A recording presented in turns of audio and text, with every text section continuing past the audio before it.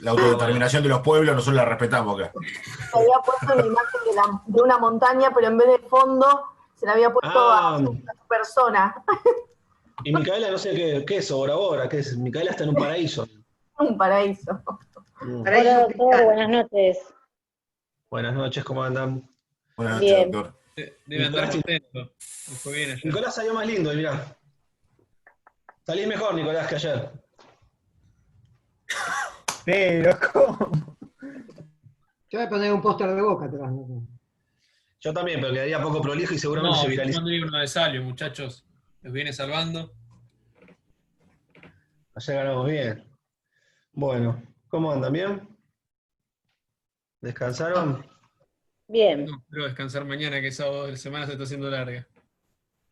Sí, ya se la... Ah, bien. Les iba a decir, buenísimo que estén empezando a dejar los presentes, así, ahora y 20, comenzamos. Uy, son un montón. Ah, qué lindo. Bueno, esperamos un par de minutos, así entran el resto y empezamos la clase. Cristina no sé si está conectada, no me llegó el mail, ¿eh? Revisé de la tarde, sí vi uno de Nicolás, que ahora lo vamos a evacuar acá en forma verbal, pero Cristina, que no sé si está conectada, no me llegó ningún mail, ¿eh? Ni ayer ni hoy. Me fijé en Sí, correo no estoy deseado. conectada. Hoy a la tarde se lo envié de vuelta. Qué raro que no llega.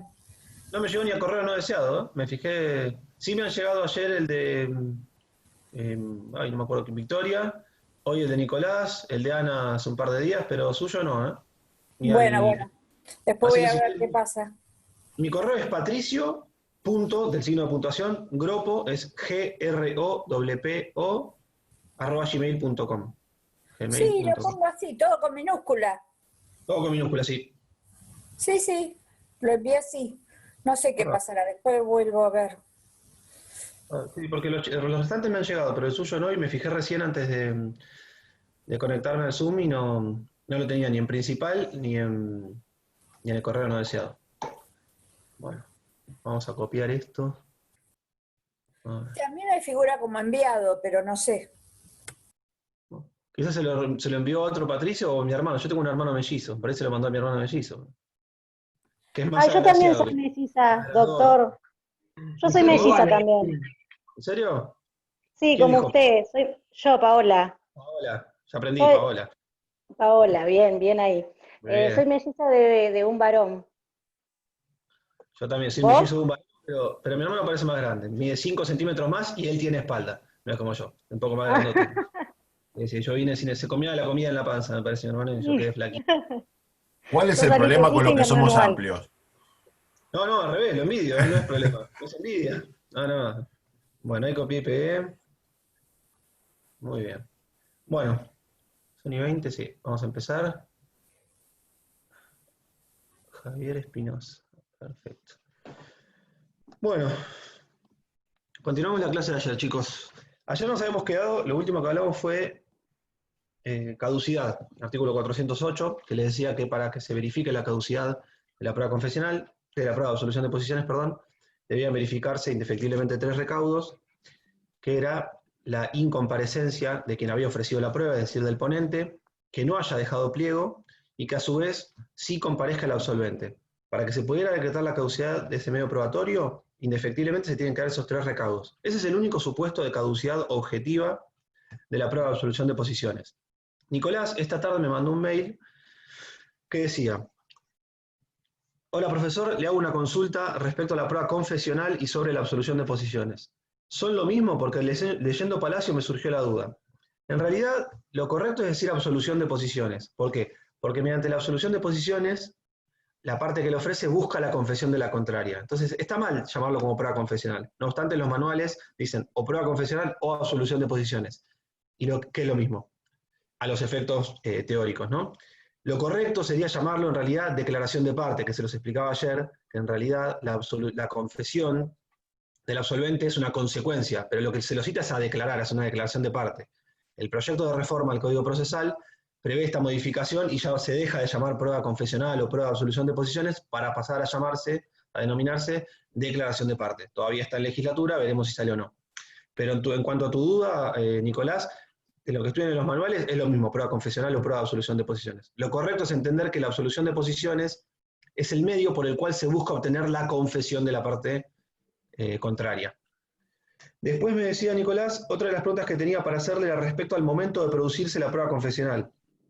Esta es una muy buena pregunta, ya que el manual de Palacio dice que debe realizarse en la misma audiencia preliminar una vez fijados los hechos controvertidos. ¿Qué pasa? Que esto lo tienen que tener en cuenta. El manual de Palacio está efectuado tomando en cuenta como pauta el Código Procesal Civil y Comercial de la Nación. Bien, nosotros cuando dictamos clases, en principio nos regimos por el Código de Provincia. Cuando queremos hacer referencias al Código de Nación, por una cuestión lógica que acá se litiga en Provincia de Buenos Aires. Cuando queremos hacer referencias al Código Procesal de la Nación, lo hacemos en casos puntuales, como hablábamos ayer del gestor procesal, beneficio de litigar sin gastos, etc. ¿Por qué les traigo esto a debate? Porque Palacio dice, con acierto, que la confesional, la prueba de absolución de posiciones, se debe producir en la audiencia preliminar. ¿Por qué dicen la audiencia preliminar? Si yo les dije que acá se produce en la audiencia de vista de causa, porque en el Código de Nación, que lo habrán visto con la doctora Kirchner, existe una audiencia que se llama audiencia del artículo 360. Es una única audiencia, que ahí se intenta conciliar y si no se toma la absolución de posiciones.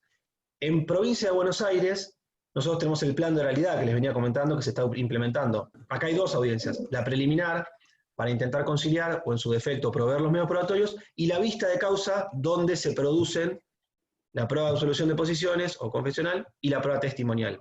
Por eso es que si ustedes lo leen de Palacio, van a pensar que la prueba se produce en la preliminar. Sí, se produce en la preliminar si estamos en Nación. Palacio trata el Código Procesal Civil y Comercial de la Nación. Si estamos en Provincia de Buenos Aires, la prueba de absolución de posiciones se produce en el marco de esta segunda audiencia, que es la audiencia de vista de causa, que es videograbada.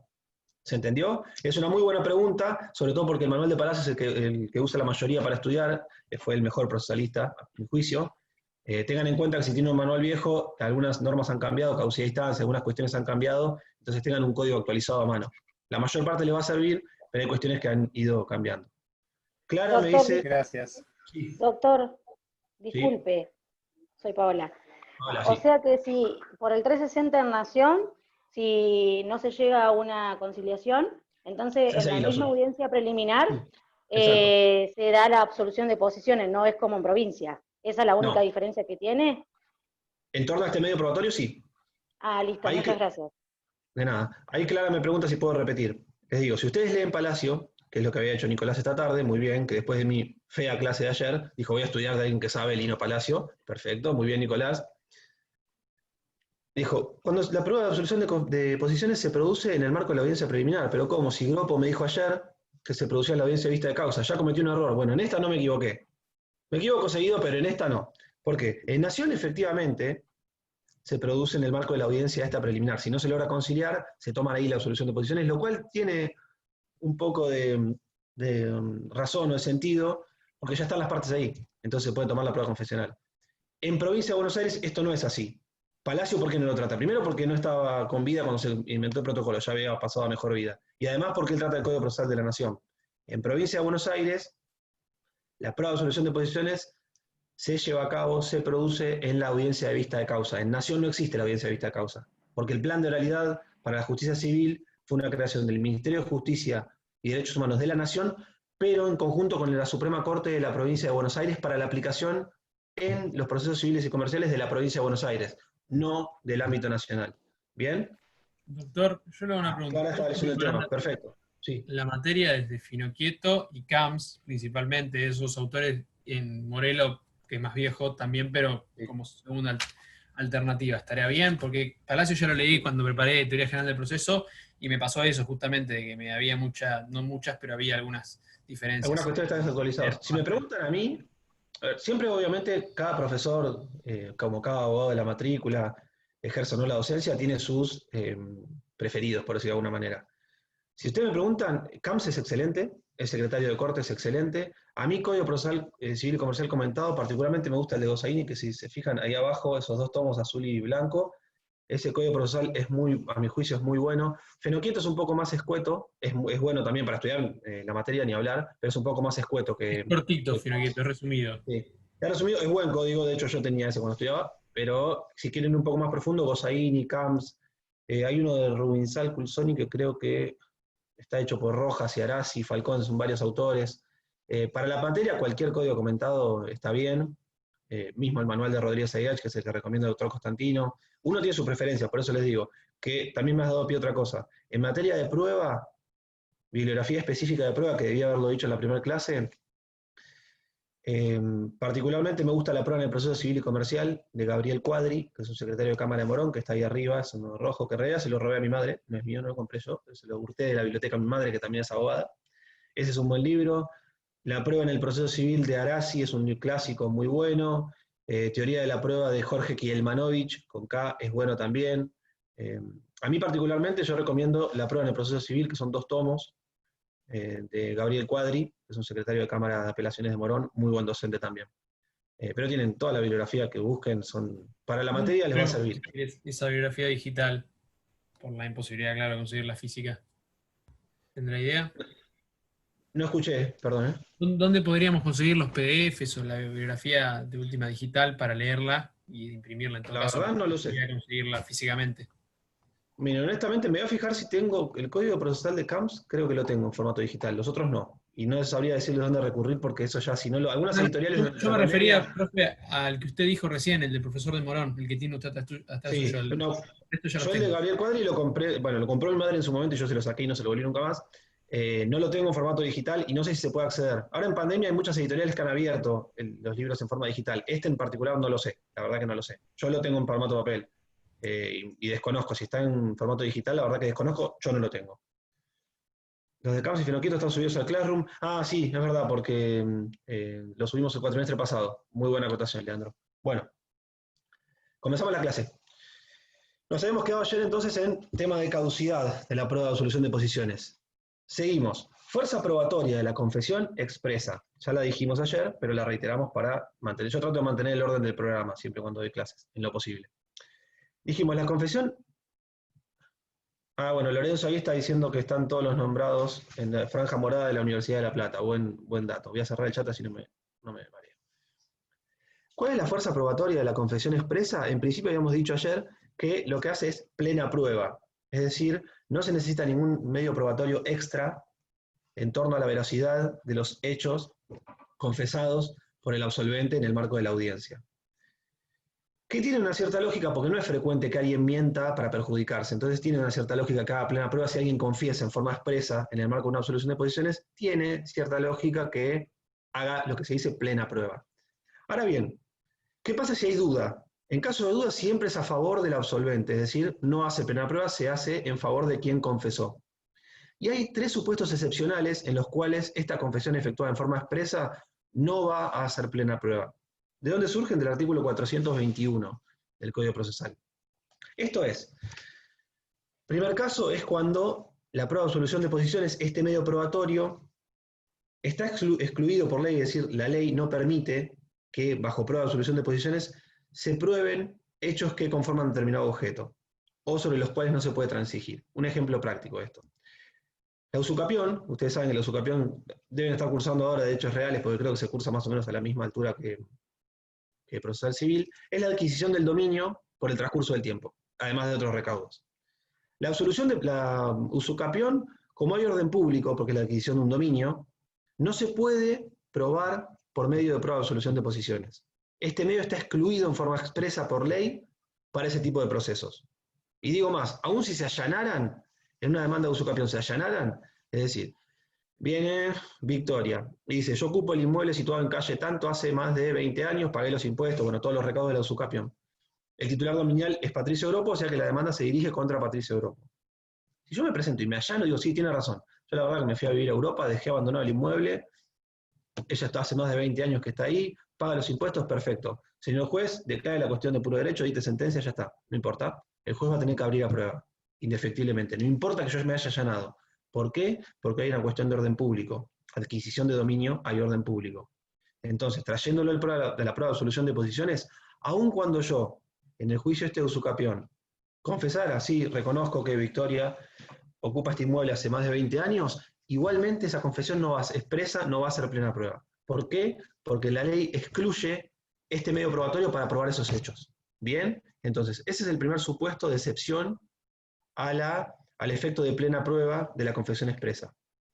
El segundo, si el hecho confesado fuera prohibido, su investigación fuera prohibida por ley. Por ejemplo, yo confieso tener una deuda de juego. Las deudas de juego no se pueden ventilar en procesos judiciales porque son ilegales, los reclamos por deuda de juego. Entonces, independientemente de que yo haya confesado tener dicha deuda, no va a poder ser tomado en cuenta como plena prueba. ¿Por qué? Porque su investigación está prohibida por ley. Y el tercero, y más común, es cuando la confesión expresa prestada por el absolvente en juicio contradice o se contrapone por algún instrumento fehaciente de fecha anterior. Por ejemplo, si existe alguna prueba documental con firma certificada de un escribano y yo después vengo y absuelvo de una manera distinta que contradice, bueno, no, se toma en cuenta la prueba documental con mayor fuerza convictiva que la confesión expresa. Bien, entonces repito. ¿Qué efectos tiene la confesión expresa prestada en juicio? ¿Qué fuerza probatoria tiene? En principio, plena prueba. ¿Hay excepciones a este principio de plena prueba, que quiere decir que no se necesita ningún medio probatorio más para afinar de fuerza convictiva? Sí, las tres que le dije recién. Que el medio probatorio estuviera excluido por ley para un determinado caso, o que la investigación de ese hecho confesado estuviera prohibida por ley, o que se contradiga a un instrumento fehaciente de fecha anterior. Esos son los supuestos excepcionales en los cuales una confesión expresa no haría plena prueba. ¿Eso sería prueba tasada, profesor? Sí, exacto. Buena acotación. Es un ejemplo de prueba tasada. Siguiente punto. A ver, esperen porque voy a abrir el chat porque no lo mire. A ver si hay alguna página de franja morada, no sé. Siguiente punto. ¿Se puede revocar? Yo confesé y después digo, uy, no, me quiero morir. No quería confesar este hecho. Cuando después lo pensé más en frío en mi casa, después de ver el partido de Boca y ver el gol de Salvio, me quiero retractar. ¿Se puede revocar, retractar? No. En principio es irretractable. Lo que uno absolvió, lo que uno confesó, ese es un buen ejemplo. Por adquisición procesal no se puede retractar. ¿Por qué adquisición procesal? Porque prueba producida en juicio queda incorporada para la causa. Las pruebas no son de las partes, el ofrecimiento de la prueba es de la parte, pero la prueba se adquiere para el proceso. Principio de adquisición procesal, creo que lo nombró Juan Manuel ayer, y yo acoté un par de cosas. Ahora bien, ¿existirían algunos supuestos en los cuales uno podría retractarse o que podría revocarse la confesión? Sí, si se demostrara algún error de hecho esencial, se prueba por incidente, o que hubo ardid o dolo de la contraria para que yo confiese ese hecho. ¿Qué es ardid? Engaño. Bien, creo que fue Pedro y Luciano, engaño. Ardid es la acción de engañar a alguien. Una acción llevada a cabo con la intención de engañar al otro. Entonces, si yo probara que hubo ardid, es decir, un engaño o dolo de la contraria, se podría retractar, revocar la confesión. Y el tercer supuesto es si hubiera habido algún tipo de violencia física o psíquica por parte del ponente contra el absolvente. Todas estas cuestiones se ventilan por el trámite de incidente. La alumna Rech da presente... Ah, perfecto, gracias Adriana. Me perdí. En principio entonces no se puede retractar la confesión. ¿Existe algún supuesto de excepción? Sí, si hubiese mediado error de hecho esencial, que lo pruebe obviamente el absolvente, si hubiese habido ardid o dolo de la contraria para obtener mi confesión, o si hubiese habido algún tipo de violencia física o psicológica de una parte hacia quien debe absolver. ¿Algún ejemplo de ardid? No tengo idea. ¿Una acción de engañar? No sé, que le haya mentido y le haya dicho. Sería muy difícil verlo en la práctica, de hecho nunca lo vi. Pero tendría que ser que la parte que ofreció la prueba diga, mira, vas a declarar, pero no importa que digas que esto es cierto porque esto no vale, vos quédate tranquilo, nuestro juicio va por otro lado, esta prueba no sirve para nada. Yo le creo, sería muy difícil que se dé en la práctica, la verdad creo que prácticamente imposible, pero yo le creo y en realidad cuando confieso y después me entero de los efectos que tenía esa confesión expresa, me doy cuenta que me engañó. La verdad que no lo vi, es muy, muy complejo. Sería más fácil de ver en la contraparte, ese engaño. O podría tomarse, por ejemplo, también la situación de un prevaricato por parte del abogado perjudicando al cliente, pregunto. Se me ocurre. En realidad lo previsto es ardido dolo por parte de la contraria. Ahora, ¿podría hablarse de contraria en sentido amplio, extendiéndoselo a su abogado? Sí, podría llegarse a analizar, porque no deja de representar a la parte contraria. Pero en principio es ardido dolo de la parte contraria para obtener la confesión. Creo que se podría llegar a extender, sí. Linda causa penal tendría ese abogado si llega a hacer eso. Sí, por eso pensé en el prevaricato de acá de Japón. Sí, linda causa penal. Siguiente punto. ¿Es divisible la confesión? ¿Se puede dividir? Yo ayer cuando les explicaba, cuando veíamos la clasificación de las confesiones, les dije que había simple, calificada y compleja. Y en principio la confesión no se puede dividir. No es que yo pueda decir, bueno, ahí Leandro me contestó, muy bien. No es que yo pueda decir, bueno, yo confieso este hecho, pero en realidad a esto asignale valor probatorio y a esto no. ¿Por qué no? Principio de adquisición procesal, y porque aparte no es válido que si uno admite un hecho en favor de la contraria, después le quiera asignar un efecto distinto. ¿Existe algún supuesto de excepción en el cual sí se pueda dividir la confesión? Como bien dijo, creo que fue Leonardo, si aquella confesión hubiera sido calificada, es decir, si hubiera un hecho independiente de otro. ¿Se acuerdan que yo les di el ejemplo de para que jure, como es cierto, que recibió 1.000 pesos? Yo digo, sí es cierto, confieso este hecho, pero le agrego otro independiente, pero se los devolví al día siguiente, que modifica o limita los alcances del primero. Entonces, ¿se podría dividir acá la confesión? Sí, porque hay dos hechos independientes. ¿Bien? Es el único supuesto de divisibilidad de la confesión. Tanto la simple como la compleja, la simple era el reconocimiento liso y llano del hecho, la admisión, y la compleja cuando se le asignaba, además se le agregaba, perdón, un hecho, pero que no era independiente. Es decir, sí, recibí 1.000 pesos, pero en carácter de donación. Es toda una misma secuencia fáctica. Esos no son divisibles. Ahí lo dije Lorenzo, creo justo. Esos no son divisibles. La única que es divisible es la confesión calificada, que es cuando se incorpora otro hecho que sí es independiente del admitido, del confesado. Últimos 2 puntos de prueba de solución de posiciones y pasamos a la testimonial. ¿Qué es la confesión ficta? Ayer algo dije, a ver si alguno se anima. Ah, Patricia Montagni levantó la mano. A ver, Patricia. Yo no la estoy viendo en pantalla, Patricia.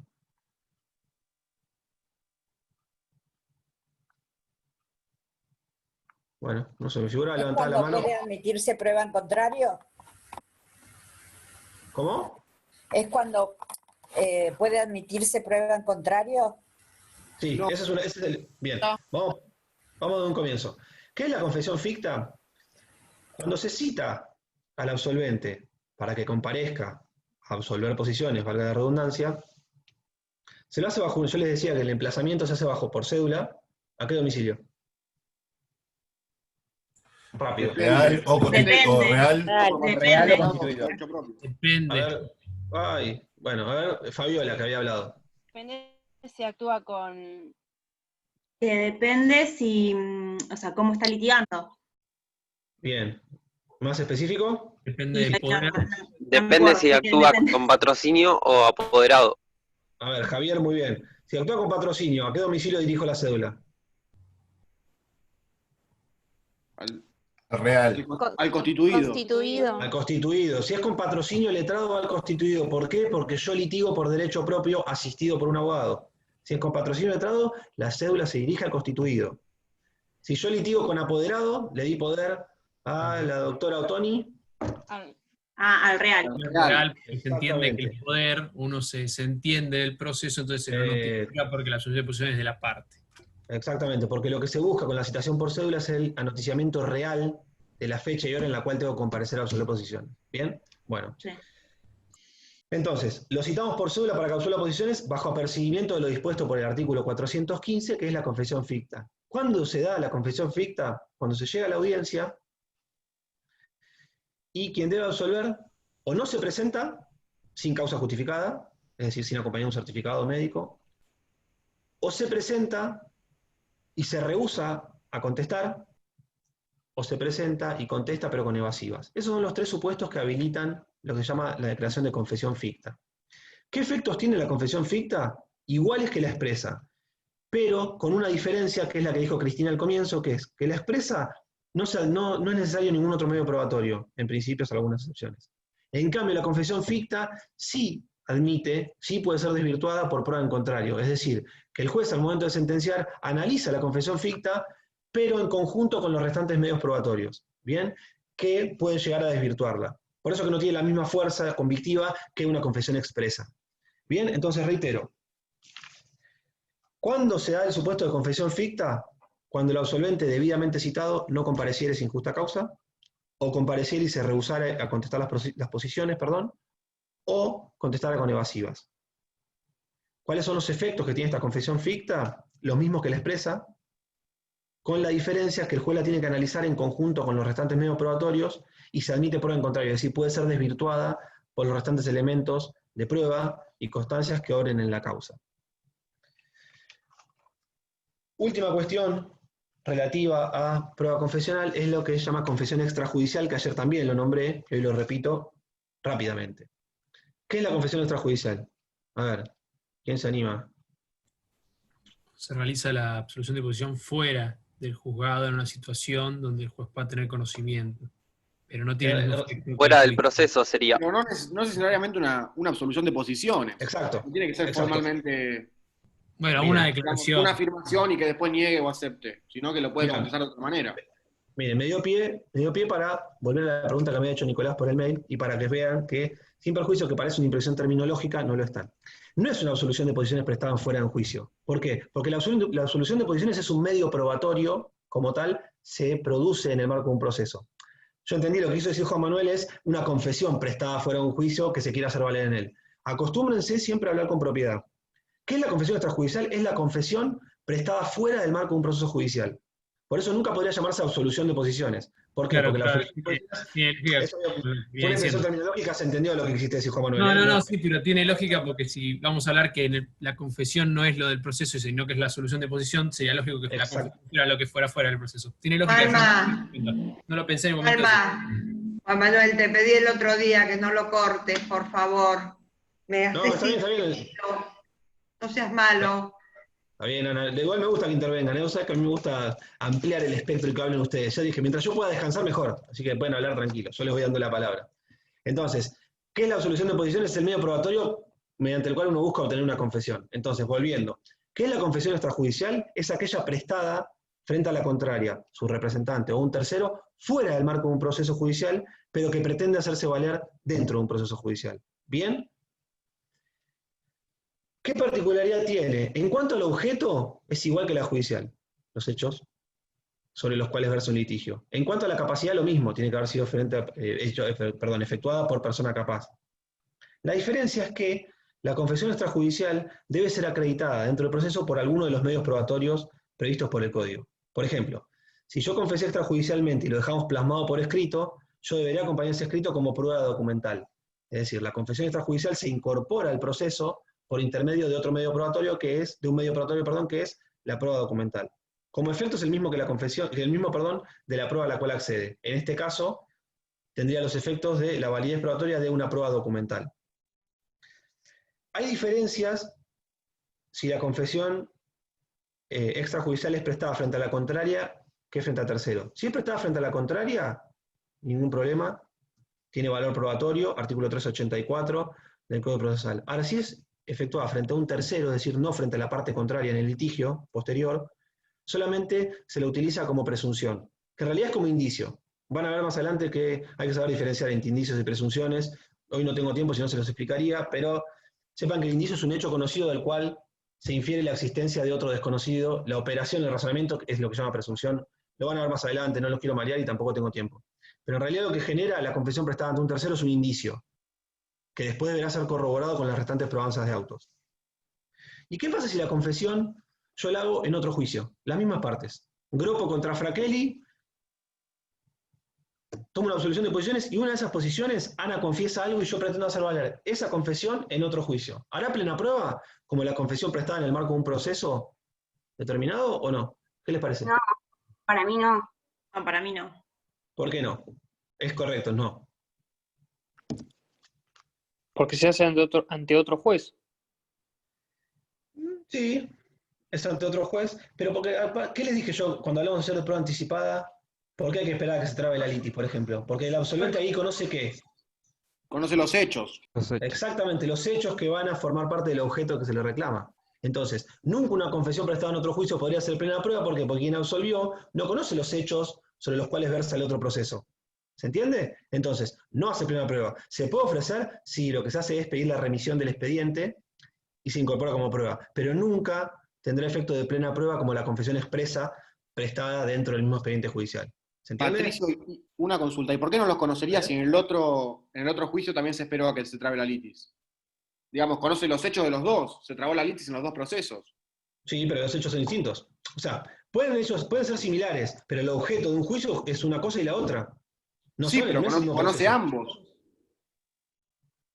Sí, pero para vos poder confesar en un juicio, tenés que conocer el plafón fáctico, es decir, conocer la demanda o conocer la contestación.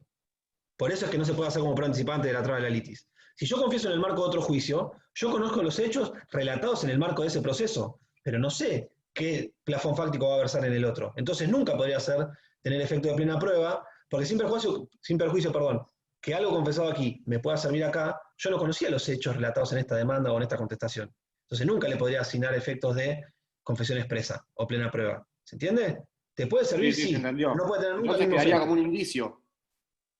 Sí, no como un indicio, como una prueba en realidad. Se incorpora es como una prueba instrumental, porque está dentro de otro expediente. Es dentro de una prueba instrumental. Igual no pasa nunca esto, es imposible que se vea en la práctica. Pero nunca podría hacer plena prueba. Nunca. Hasta acá prueba de solución de posiciones. ¿Alguna pregunta? No es algo que revista mayores complejidades.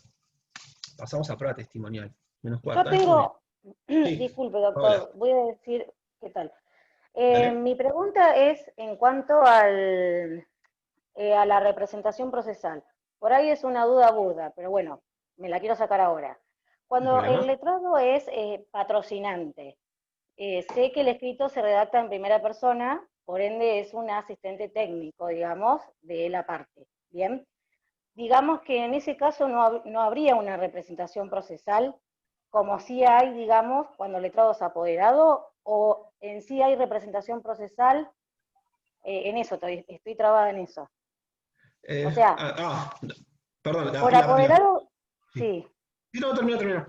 No, quiero saber eso. En el caso del letrado patrocinante, como se actúa por derecho propio, digamos, ¿no? Digamos, no hay una representación procesal, porque así lo dice el código, pero no sé si es así. Bien. Yo pensé que era una pregunta de absolución de posiciones, por eso estaba esperando, digo, a ver dónde va a llegar a... No, me quedé con eso yo. Entendido, perfecto. ¿Qué pasa? Para uno presentarse, intervenir en juicio, quienes no son letrados, quienes no son abogados, los peritos sí pueden, pero los ciudadanos de a pie comunes tienen dos formas de acceder a un expediente, a un proceso judicial. Una es por derecho propio, pero asistidos por un abogado, que es lo que se llama patrocinio letrado. En realidad están asistidos. Y otro es por representación convencional o un mandato, que es intervenir por intermedio de un apoderado. Las dos cosas son la personería. Bien, indefectiblemente uno tiene que estar acompañado por un abogado o darle poder a un abogado. Son las únicas dos formas de intervenir. ¿Qué pasaría si uno si va a actuar por un apoderado, pero no tiene el poder en ese momento? Interviene una tercera figura momentánea, que es lo que se llama gestor procesal. Es que por razones de urgencia, etcétera, o no cuento con la firma de mi cliente si actúa con patrocinio letrado, o no pude expedir el poder porque estaba en el extranjero, si luego me lo va a extender. Pero las dos formas, lo que tenés que saber, que las dos formas, en torno a personería, las dos formas de intervenir en juicio son o por derecho propio, asistido por un abogado, patrocinio letrado. En ese caso, como bien dijiste, Paola, los escritos se redactan en primera persona. ¿Por qué? Porque la que habla es la parte asistida por un abogado, pero la parte habla. En cambio, cuando uno interviene representado por un apoderado, se habla en tercera persona. ¿Por qué? Porque el que escribe es el apoderado. No, la parte no está interviniendo. Entonces, siempre tiene que hablar de su mandante, de su cliente, etc. Pero yo no sé, vos confundís un poco los términos. La personería, que es la forma de actuar en juicio, puede ser o con patrocinio letrado o con apoderado. Si por alguna cuestión no tuviera la firma de mi cliente, si es que actúa con patrocinio letrado, o no me pudieran extender el poder porque está de viaje, o por alguna circunstancia, pandemia, etcétera, si fuera apoderado, se puede invocar lo que se llama el gestor procesal, que es algo momentáneo hasta tanto tenga la firma del escrito o me pueda munir del poder si fuera a actuar por apoderado. ¿Bien? Bien. Sí, no, mi duda estaba en eso, si había o no representación procesal si el letrado fuera patrocinante. Entonces como que me quedó eso, digamos. Es una cuestión terminológica. En el apoderado sin dudas, y en el patrocinante en realidad, vos estás litigando por derecho propio. ¿Te representa tu abogado? No, te asiste. Pero es una cuestión terminológica en realidad. Digamos, vos te estás presentando por derecho propio, vos te presentás. Tu abogado patrocinante lo que hace es asistirte. ¿Por qué? Porque no se puede presentar un escrito. Hay algunos casos, pero no les voy a decir cuáles, porque son muy pocos y no se ven, en los cuales puede firmar solamente la parte, una orden de pago, como ejemplo, pero no importa.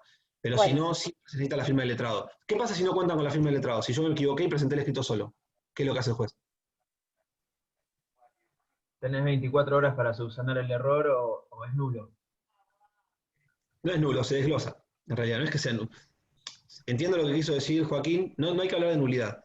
Si uno actúa con patrocinio del letrado y firma solamente el cliente y falta la firma del letrado, lo que hace el juez es intimarlo para que en el plazo de 24 horas subsane ese defecto de personería con la firma de un abogado. Si no lo hiciere, se tiene por no presentado el escrito. Eso es lo correcto de decir. El apercibimiento es tener por no presentado el escrito. No es nulo, no hay una nulidad procesal, sino lo que hace es se desglosa, se tiene por no presentado. Bueno, ¿seguimos? A ver si en el chat hay una otra pregunta. El juez la valorará, bueno, me parece que me quedé afuera. Bueno, seguimos. Prueba testimonial. ¿Qué es la prueba testimonial? Es aquella suministrada mediante declaraciones emitidas por personas físicas. Únicamente un testigo puede ser una persona física, porque hasta ahora los robots no declaran y las personas jurídicas tampoco, pues son de existencia ideal. Entonces es la prueba que se obtiene por declaraciones emitidas por personas físicas que son distintas a las partes no pueden ser testigos, y obviamente al órgano jurisdiccional. ¿Sobre qué declara un testigo, este tercero ajeno al juicio? Sobre hechos pasados, percibidos a través de sus sentidos, o que le llegaron a conocimiento, que ahora vamos a ver que llama testigo de días, o que llegaron a su conocimiento por el relato de un tercero, de otro tercero. Bien, entonces, el testigo declara sobre la verdad de hechos pasados, percibidos a través de sus sentidos, o por conocimiento de carácter referencial, que es cuando otra persona le relata lo acontecido. Bien, vamos a ver que hay un efecto probatorio en un sentido y en otro. ¿Qué es lo que se llama testigo técnico? El testigo técnico es aquel tercero ajeno a las partes y al órgano jurisdiccional, pero que tiene conocimientos específicos respecto a los hechos sobre los cuales declara. ¿A alguno se le ocurre un caso de un testigo técnico? Un perito psicológico. ¿En qué caso? Un psicólogo. En el taller que dijiste el otro día. Yo dije un taller, no me acuerlo ni qué hablé. Ana, Un ¿vos sabés perito qué hablé? accidentológico. Un accidente de tránsito. Psicológico en una insanía. No es por ejemplo. perito. A ver, No es perito, Adriana sí. había hablado. En ¿Adriana? un accidente de tránsito, un testigo presencial que sea ingeniero mecánico. Exacto. A ver, ¿cuándo un testigo va a ser técnico? Voy a poner otro ejemplo distinto. Si yo soy ingeniero civil o arquitecto, voy caminando por la calle y se desprende un pedazo de mampostería y cae ocasionando algún daño en un auto. El dueño de ese auto me cita como testigo. ¿Por qué yo voy a ser un testigo técnico? Porque yo presencié los hechos a través de mis sentidos, a través de mis ojos, soy testigo, y soy técnico porque tengo conocimientos específicos sobre la materia sobre la cual voy a declarar. Siendo arquitecto, conozco mejor que un ciudadano de a pie lo que voy a declarar. El caso que decía Adriana, en un accidente de tránsito, si colisionan acá en la esquina de mi casa, no voy a dar la dirección por si después de Zapran me vienen a tirar piedras, por eso nunca la doy, siempre doy una dirección falsa. Si chocan en la esquina, y justo en la esquina estaba Franco Pellerano, que fue un alumno acá de la cátedra, que es perito mecánico, con el cual compartimos disertación el otro día. Franco, que es perito mecánico, ve esos hechos, él va a ser citado a declarar como testigo, y él es un testigo técnico. ¿Por qué? Porque además de declarar lo que vio, tiene conocimientos específicos sobre esa materia. ¿Bien? Eso es la figura del testigo técnico. No necesariamente que sea profesional. Yo soy abogado y si voy por la calle caminando y veo un accidente de tránsito, no voy a ser un testigo técnico. ¿Por qué? Porque no tengo idea. Bueno, puedo tener una idea por ser secretario hace muchos años, pero no tengo conocimientos específicos de esa materia. O si presencio la caída de mampostería de un balcón, no soy testigo técnico. ¿Por qué? Porque soy abogado, no arquitecto, independientemente de tener un título universitario. Entonces, muchas veces se confunden eso. No es un profesional universitario con algún título, sino alguien que, en relación a los hechos sobre los cuales debe relatar, sobre los cuales se debe expedir, tiene un conocimiento específico sobre esa materia. Ejemplo del arquitecto en el caso que le decía, el buen ejemplo que dio Adriana en el caso de un perito mecánico, si presencia a través de sus sentidos un accidente de tránsito.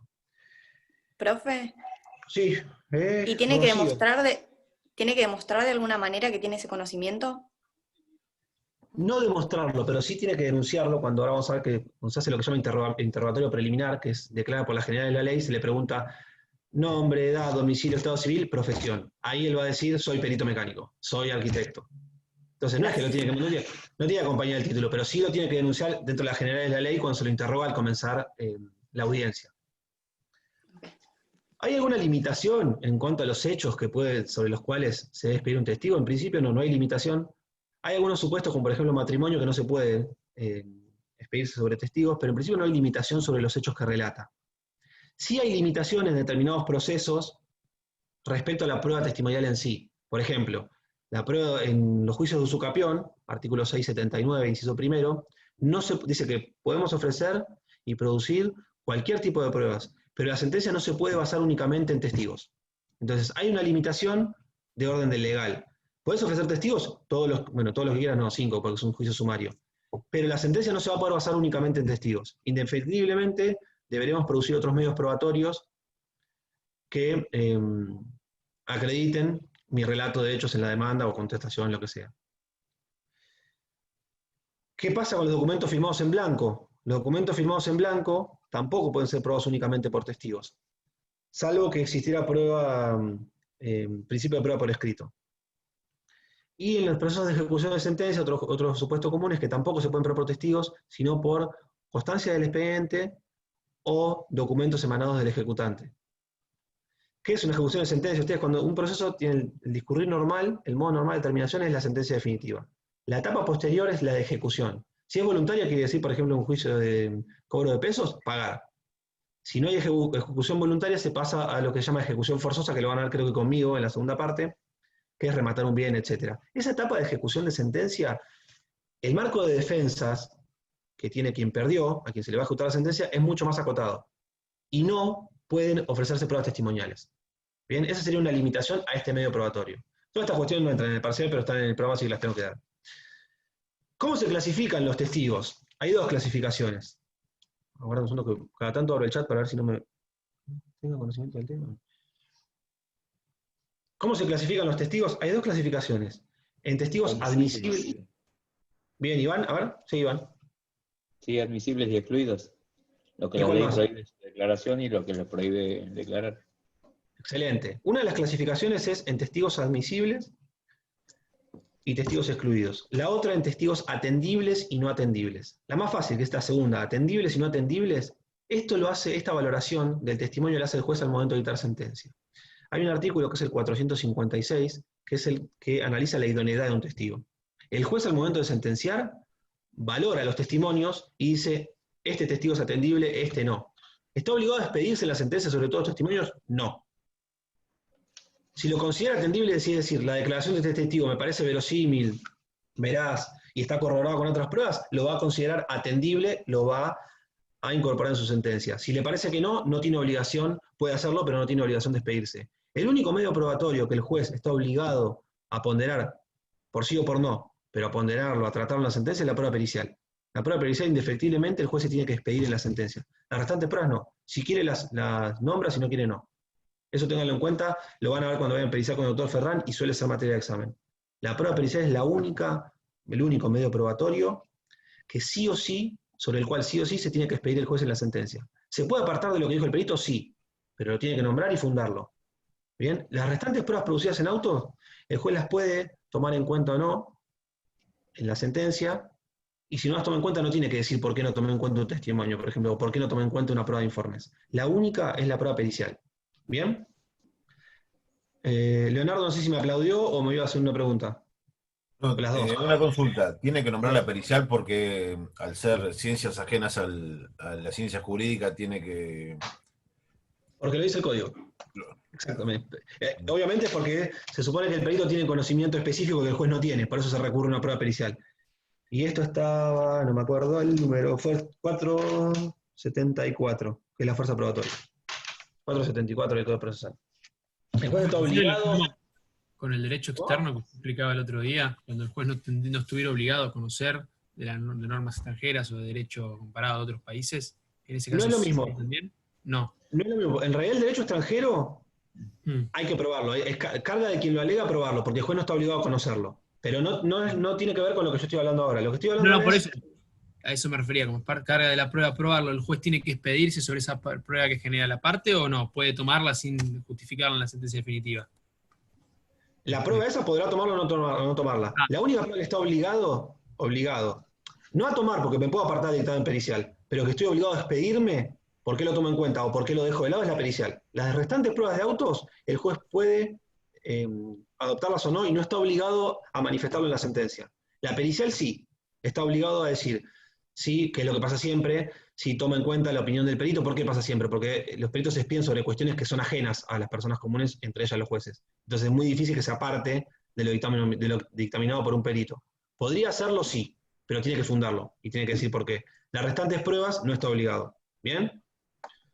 La otra clasificación de testigos es la que bien decía Iván, en testigos admisibles o excluidos. En principio, toda persona mayor de 14 años puede ser citada como testigo, puede declarar. Esa es la regla general. Arasi o algunos otros autores dicen que en realidad los menores de 14 también podrían declarar, pero no se les puede tomar promesa o juramento de decir verdad, y además no se le debe asignar valor de prueba testimonial, sino que se debe tomar en cuenta como un indicio.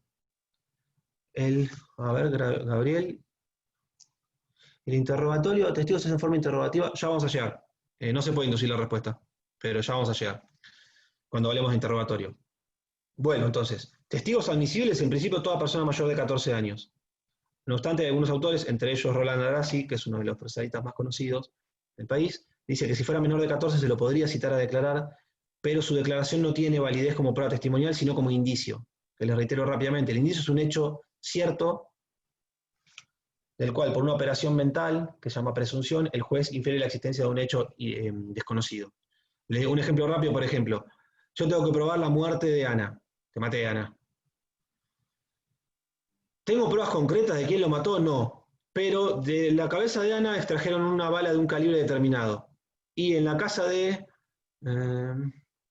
Joaquín Vidal encontraron un arma y una caja de balas que estaba llena, menos una, que era el mismo calibre de Ana. Entonces, ¿cuál es el hecho cierto, el indicio? La caja de balas y el revólver que se encontró en la casa de Joaquín.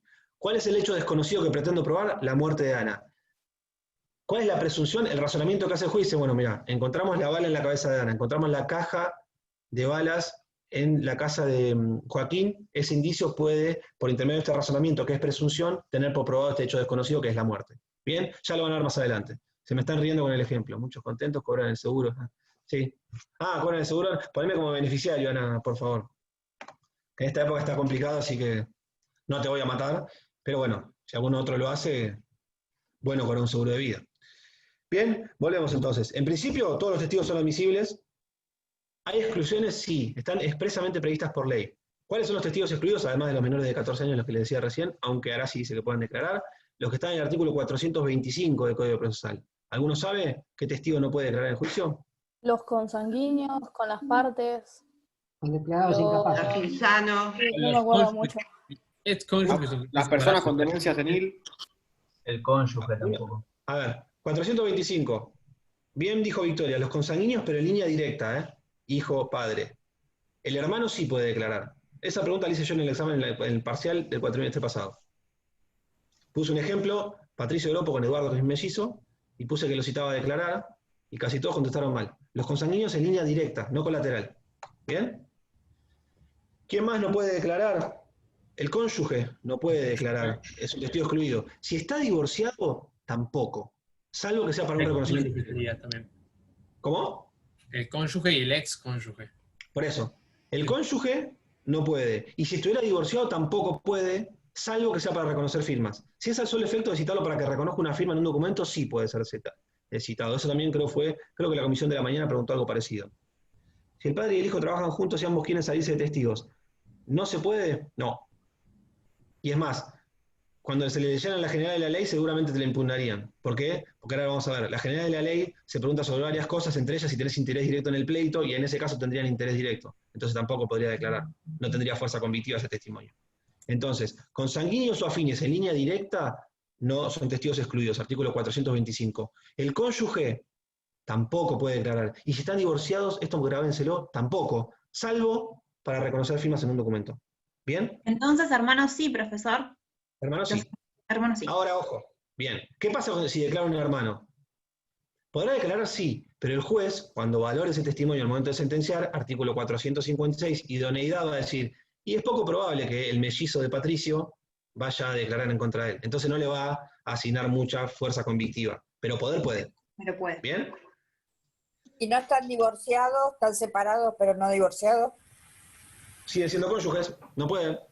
No pueden, claro. ¿Están casados legalmente? No pueden. Si están divorciados, tampoco, salvo que sea para reconocer firma. Pero ¿bien? Una pareja ocasional podría, por ejemplo, declarar. Sí, pero no están casados. Claro, sí tiene que haber una unión de matrimonio, si no podría ser Esa cualquier persona, sí, esa persona podría declarar. Ahora, lo mismo que con el hermano. El juez, al momento de sentenciar, al valorar ese testimonio, difícilmente le asigne mucha eficacia probatoria o eficacia convictiva, porque sabe que si son pareja, es poco probable que declare en contra de su novio o novia. ¿Por qué? Es decir, que lo único es el casamiento. Las uniones convivenciales inscriptas no impiden que declaren uno para el otro. Buena pregunta. No, el código no lo dice. No obstante, el juez solamente no lo valore por el artículo 456, pero el código no dice nada. Hermanos e hijos. ¿Quién levantó la mano? ¿Quién levantó la mano? No sé si me salta. ¿Lucila? Diga Lucila. Ah, Lucila y Patricia. Sí, puede ser que la excepción. Sí. ¿Puede No ser escucho. que la excepción sean los procesos de familia? Sí, muy buena Que se acotación. puedan declarar los parientes. En proceso de familia, muy buena acotación. Muy buena. Yo Claro, siempre por hablo de ser proceso civil cuestiones comercial. Esa acotación que hizo Lucila es excelente, porque en proceso de familia se deja de lado el 425. Podrían declarar todos. ¿Por qué? Porque son cuestiones de familia, quienes mejores conocimiento o contacto tienen son los propios integrantes del núcleo familiar. Entonces, si fuera una situación de violencia familiar, por ejemplo, entre cónyuges, el hijo o la hija podría declarar o el padre podría declarar. Las cuestiones de familia son los únicos casos en los cuales se exceptúa la regla del 425. Excelente acotación, Lucila, y me iba a olvidar de decirlo, así que qué bueno que la hayas traído a debate. Es el único supuesto. ¿Por qué se admite la declaración de estos testigos que prima facie, según el 425, son excluidos? Porque en realidad, como son cuestiones que se debaten dentro del seno de un núcleo familiar, quienes mejor contacto tienen, quienes mejores pueden declarar sobre eso son aquellas personas que tienen contacto directo, hijos, hijas, padres, pareja, etc. Buena acotación. Patricia también quería decir algo, creo. Bueno, lo que dijo Paola no es como Eso el del cónyuge. 711 igual del Código Civil y Comercial. Si tiene 2 años de convivencia, pueden registrar la unión convivencial en el registro y tiene algunos derechos. Pero en realidad no creo que se pueda asemejar al cónyuge y el Código Procesal no está reformado y no lo dice. Así que, en principio, es un testigo excluido. Patricia, ¿querías decir algo o porque veo que está la manito levantada? ¿No? Bueno, Yo te sigo, quiero hacer una pregunta, Patricio. Tengo puesto acá en el 425 como testigo excluido no los abuelos ni el cónyuge. Claro, no pueden declarar. Los abuelos El tampoco. abuelo, no, porque es línea directa. Es consanguíneo en línea directa para arriba. Y el cónyuge tampoco lo dice el código de forma expresa. Gracias. De nada. Número de testigos. ¿Seguimos? Bien. Número de testigos. ¿Cuántos testigos se pueden ofrecer? Sí. Perdón. Puede ser que otro de los excluidos, no sé si está bien, lo leí, pero que sean los testigos de un instrumento público o algo así.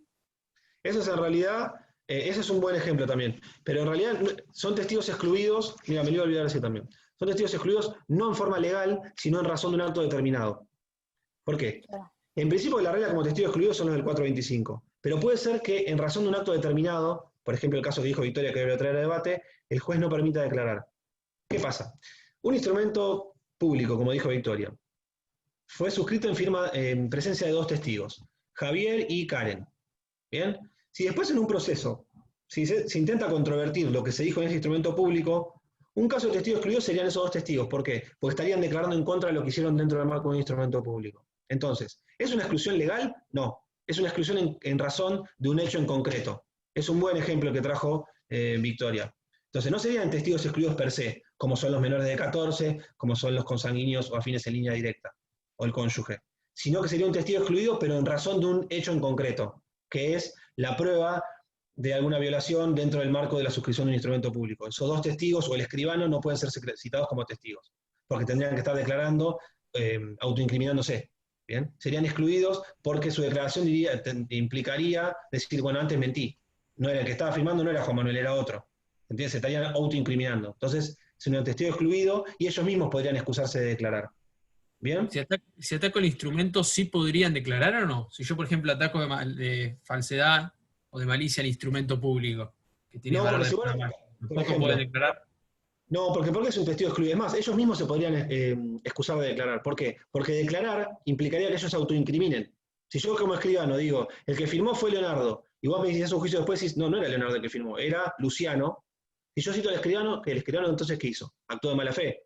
Si lo citamos como testigo, implicaríamos que si él tiene que decir verdad, se tendría que autoincriminar, porque tendría que reconocer que dio fe sobre la firma de una persona que no era tal. Por eso son testigos excluidos en razón de ese hecho puntual. ¿Podrían declarar en otro juicio? Sí, pues es una persona capaz mayor de 14 años. Pero en este caso puntual no puede, porque esa declaración implicaría que se autoincrimine por haber dado fe sobre una sustitución de personas, superposición. ¿Bien? Bueno, sigamos. Perdón, doctor, no entendí lo último, dice Mariela. ¿Qué sería lo último? Mariela. Lo repito, bueno, a ver, repito rápidamente. Testigos excluidos. En principio, quienes no pueden declarar en juicio, los menores de 14, sin perjuicio que algunos dicen que sí, pero no tiene valor de prueba testimonial, o los del 425. Dijo bien Victoria que existen exclusiones de testigos, pero en razón de hechos determinados. Por ejemplo, de testigo excluido, perfecto. Pero en razón de hechos determinados. Por ejemplo, el caso que decía Victoria es, si lo que se trae a juicio es una nulidad de un instrumento público, por entender que quien figura como que firmó dice que es Leonardo, pero en realidad el que firmó fue Luciano. Testigos excluidos en este caso serían el escribano y, por ejemplo, los dos testigos que se utilizaron ahí. ¿Por qué son testigos excluidos? Porque su declaración, si ellos dijeran la verdad, podría llevar a una autoincriminación. Si ellos dijeran, no, sí es cierto, firmó Luciano, se estarían autoincriminando, porque dieron fe sobre algo que fue mentira. Firmó Leonardo diciendo que era Luciano. Nunca va a poder declarar una persona porque estaría autoincriminándose. Lo vamos a ver ahora, es uno de los supuestos de exclusión, o de excusación, perdón, a declarar. En principio es una carga decir la verdad, salvo dos cuestiones, una de ellas es autoincriminarse. Por ende, sería un testigo excluido en razón de ese hecho en concreto, que es, en este caso, el instrumento público. ¿Bien? Número de testigos. ¿Cuántos testigos se pueden ofrecer? A ver, Lorenzo ya me lo contestó. El proceso... 12. Sí. El proceso ordinario, El ordinario son 12. En sumario. Bien, Y por número de petición testigos. expresa y fundada puede pedir una ampliación. Muy bien, Lucila. En principio, el número de testigos es, si es un proceso de tipo ordinario, se pueden ofrecer 12 testigos. Si es un proceso sumario, o sumarísimo, es hasta 5 testigos. No obstante ello, si quien lo ofrece dice, tengo un montón de testigos que son válidos, puede ofrecer más, y el juez decidirá si amplía o no. O si lo tiene presente para una vez producidas las restantes las testimoniales, dispuestas. ¿Bien? Pero entonces, en principio, el número de testigos es el máximo, en ordinarios es 12, en sumarios, en sumarísimo, 5. ¿Se pueden ofrecer más? Sí. Y el juez valorará si lo admite o si posterga esas declaraciones para una vez producidas las 5 primeras. ¿Bien? Se puede también ofrecer en carácter sustituto o como suplente serían hasta 3 testigos. ¿Para qué es esto? Yo ofrezco 5 testigos, pero ofrezco 3 más para el caso de que alguno de los primeros 5 o fallezca, o se ausente, o se enferme, etc. ¿Se puede hacer eso? Sí. Y entonces quedan como si fueran un banco de suplentes. Si los primeros ofrecidos, los primeros 5, si es un proceso sumario, alguno de ellos no puede declarar, se cita a alguno de los que están ofrecidos como sustitutos. ¿Bien? Además, hay una particularidad que está en el artículo 450 del Código Procesal, en torno a citación de testigos, es que todas las personas que hayan sido nombradas en los escritos postulatorios, todas las personas que hayan sido nombradas, pueden ser citadas por el juez de oficio como testigos. ¿Bien? Independientemente de que no hayan sido ofrecidos en el marco de una prueba testimonial ni por la actora ni por la demandada, si el nombre de Graciela Funes figuraba en alguno de los escritos y yo, juez, lo quiero citar, puedo. ¿Por qué? Porque el artículo 450 faculta al juez a citar a cualquiera de las personas que estén nombradas en alguno de los escritos postulatorios, o que surjan de algunas pruebas. Si declara algo oscuro que no es claro, dijo Lorenzo, no entendí eso, Lorenzo. Bueno, no sé, lo acabo de leer en el chat, pero no entendí bien a qué apuntaba. Digo, en caso puede llamarlo. ¿En ese caso puede llamarlo? ¿Cómo? No, no entiendo. Perdón, si querés abrir el micrófono y preguntarme verbal, porque no entiendo la pregunta. Para que aclare lo que declaró. Es que en realidad la aclaración va a ser en el mismo marco de la audiencia, porque se toma la audiencia en forma verbal y si algo no queda claro se le va a preguntar en el mismo momento. Es distinto, quizás te estás confundiendo con prueba pericial, en el cual el dictamen se presenta en forma escrita y para que aclare algún concepto o de explicaciones se lo cita en forma oral. Pero en el marco de una audiencia testimonial, salvo que haya sido declarado por oficio, que vamos a ver algunos casos, si hay algún concepto que no queda claro o que es oscuro, alguna de las partes podrá repreguntar o ampliar si es la misma parte que ofreció la prueba, o el juez podrá preguntarle o pedirle que la declaración pertinente. Pero llamarlo en realidad está en la misma audiencia. Se hace todo en el mismo marco de la producción de la prueba, que es la audiencia de vista de causa. Mi consulta iba en base a que si el testigo, por ejemplo, en los juzgados que no están adheridos a Justicia 2020, no siempre declaran ante el juez. Si el juez después en la declaración, en el acta que se hace, lee algo que le parece claro, ahí te entendí. puede volver a llamarlo para que aclare lo que está leyendo. No, perfecto, ahí te entendí, está bien, sí, podría hacerlo. De hecho, lo que se hace es se edita lo que se llama medida para mejor proveer dentro del marco del artículo 36, son las facultades ordenatorias de los jueces, se cita a ese testigo y se lo interroga, o se le pide que aclare. Claro, está bien eso. Eso en el marco de cómo era el proceso judicial hasta la implementación del plan de oralidad. Ahora, como es todo en forma oral, ese tipo de aclaraciones se hacen in voce en el mismo marco de audiencia. Si no estuviera adherido al plan de oralidad, ahí te entendí muy bien, Lorenzo, si cuando el juez, al momento de dictar sentencia, lee las declaraciones, si algo no le queda claro, podría suspender el llamamiento de autos para sentencia, citarlo y hacerle las preguntas que estime pertinentes. ¿Bien? Fenomenal. ¿Se puede oponer? Sí. Yo tengo una duda sobre un término que figuró en la lectura que me surgió duda, digamos, si se aplica o no. Cuando dice testis unus, testis nullis, te sale testigo único, ya lo vamos a ver. Sí, lo vamos claro, a ver. ¿lo vemos después? Lo vamos a ver después. Testus unus, testus nullus. No se aplica eso en nuestro ordenamiento procesal. Se llama testigo único. Voz de uno, voz de nadie. Lo vamos a ver más adelante. Listo. Sí. Lo llama testigo único. ¿Qué pasa con la oposición? Una vez ofrecido la prueba testimonial por cualquiera de las dos partes, ¿cuándo se ofrece la prueba testimonial? Depende del proceso, ¿no? Si es ordinario o sumario.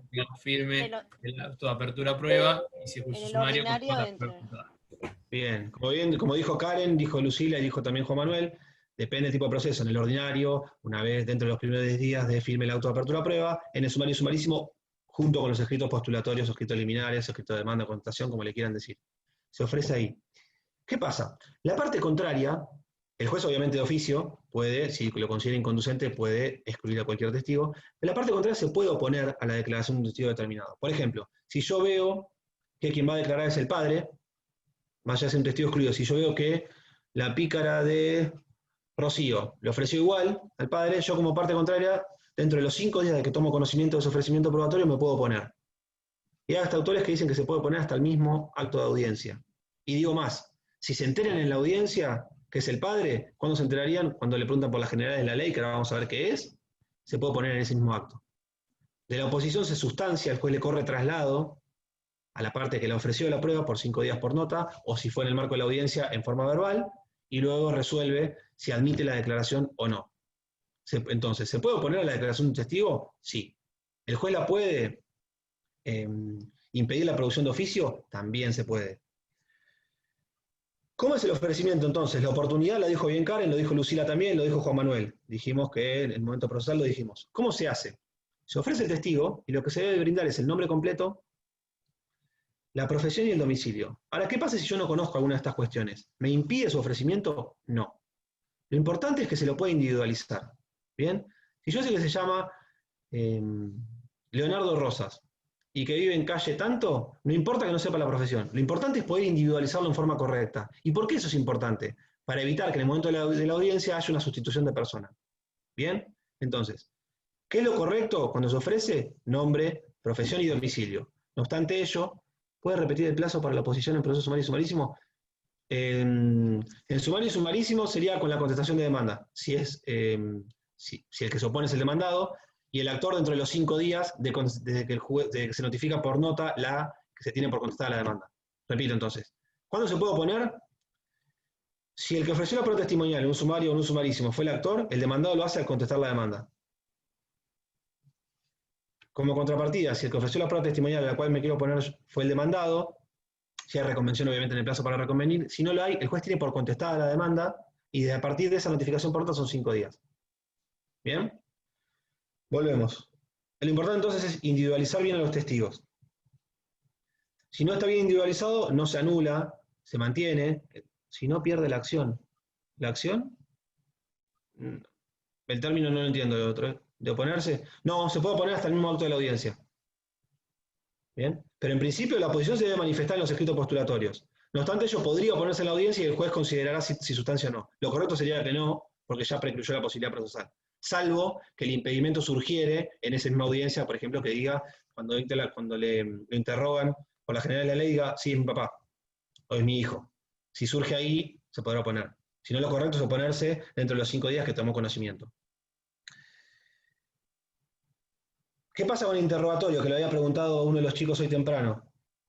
Se hace en forma de pregunta. ¿Cómo es la redacción? Entre paréntesis, yo tengo un canal de YouTube al cual subí algunos PowerPoint con videos el cuatrimestre pasado, que después les voy a pasar los links, en los cuales mostré cómo se celebran audiencias con absolución de posiciones y pruebas testimoniales. ¿Cómo se pregunta, cómo se interroga en el marco de una audiencia testimonial?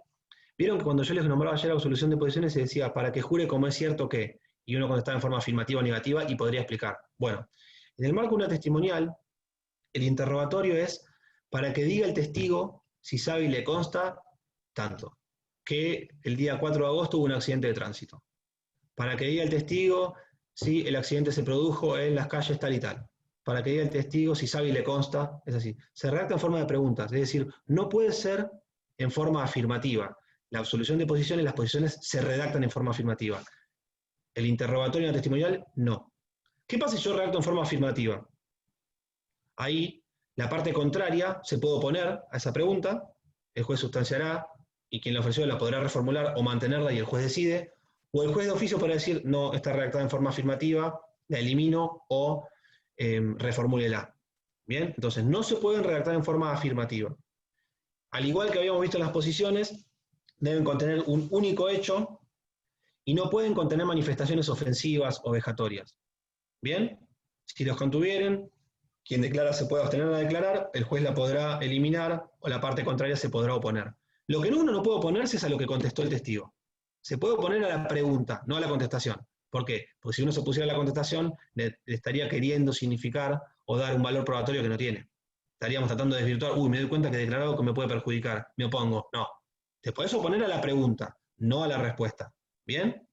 ¿Se entiende? Genial. ¿Cómo es la citación? ¿Cómo es la forma? ¿Cómo se cita un testigo? ¿Por qué medio? Por cédula. Cédula. Cédula al domicilio real. Cédula al domicilio real, artículo 135, inciso 10, artículo 431 del Código Procesal. Se lo cita al testigo. O sea, asumió la carga de llevarlo él. Eso lo vamos a ver después, muy bien, Adriana. Salvo que haya asumido la carga, que le vamos a decir ahora, se cita por cédula. Que no hay que hacer. Que no hay que hacer. El libro nunca jamás va a asumir la carga de hacer comparecer a un testigo por las dudas. Iba a decir, Gropo me lo dijo, y el juez se va a enojar porque demora los procesos. Mirá si vos sos el juez en unos años, yo soy el abogado. Bueno, ojalá. Ojalá por los dos. Ojalá sea pronto, ¿no? ¿Qué pasa con la citación? Se hace por cédula. En principio es algo que asumiramos la carga, que lo vamos a ver ahora. ¿Qué se transcribe en el cuerpo de la cédula? Obviamente la carátula, la dirección a donde tiene que presentarse el testigo, que es la dirección del juzgado, la fecha y la hora, y el apercibimiento, porque es una carga pública, comparecer, el apercibimiento para el caso que no lo hiciere. ¿Qué cuál es?